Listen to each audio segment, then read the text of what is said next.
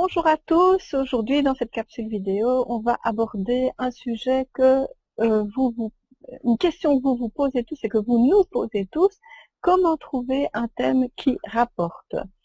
Alors, Michael, c'est aussi le rayon de Michael Messa, donc c'est lui qui va vous répondre aujourd'hui. Bonjour, je suis Marie-Noëlle Damas, fondatrice des éditions La Belle Vie, coach et formatrice de la formation Libérez votre potentiel d'auteur en 90 jours, 90 jours pour les Français, et oui, je suis belge.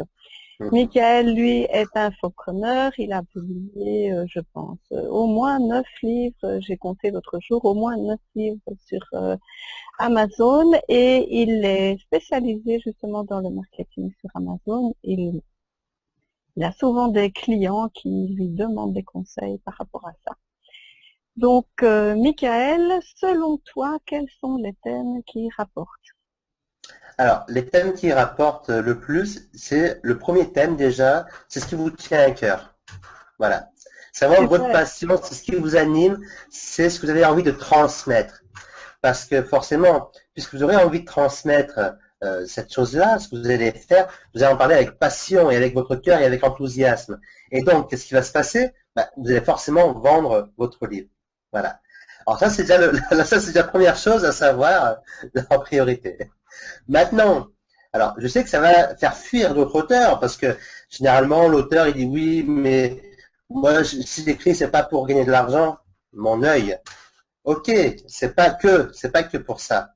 Mais avouez quand même que si vous gagnez en plus de écrire votre livre, vous allez à le vendre à foison, vous allez vous faire plaisir et vous allez pouvoir recommencer. Donc, les thèmes qui rapportent, j'en reconnais quelques-uns, et d'ailleurs, j'écris dans ces thématiques-là avec des noms d'auteurs. C'est pour ça, en fait, j'ai à mon actif beaucoup plus de livres comme ça, mais beaucoup sont sur les noms d'auteurs. Mais effectivement, alors, il y a le bien-être. Le bien-être, c'est réellement donc un gros marché. Alors bien évidemment, ce que je mets à l'intérieur du bien-être, ce sont aussi bien les remèdes naturels, aussi bien pour soigner l'arthrose, aussi bien pour la perte de cheveux, aussi bien, voilà, etc. Ensuite, vous avez également l'amincissement, qui peut aussi faire partie du bien-être, mais c'est encore une niche très grosse. Donc, si vous avez une expérience dans cette thématique-là, c'est vraiment très important. Par exemple, il y a à peine quelques mois, j'ai édité en fait le livre d'un très bon ami à moi pour perdre du poids. Cet ami, en fait, il voulait partager avec son public comment il avait réussi à perdre 10 kilos en 2 mois et en mangeant naturellement. Donc j'ai fait, écoute, c'est vraiment une excellente idée, Guillaume, parce qu'il s'appelle Guillaume. Et si tu veux, je publie ton livre, tu m'envoies ta couverture, je publie ton livre et je fais des tests marketing. Et effectivement, en fait, son livre se vend vraiment très bien hein, pour le début. En plus, on était à une période estivale où les gens partaient en vacances. Donc, son livre s'est vraiment très bien vendu durant ces derniers mois, ces dernières semaines. Ensuite, une autre thématique qui marche bien, c'est tout ce qui est entrepreneurial. Entrepreneurial, pourquoi? Parce que il y a plusieurs, je ne me rappelle plus exactement des chiffres exacts des personnes qui veulent créer leur entreprise, mais il y a plusieurs millions de personnes qui veulent créer leur entreprise ou offline, donc hors Internet ou sur Internet.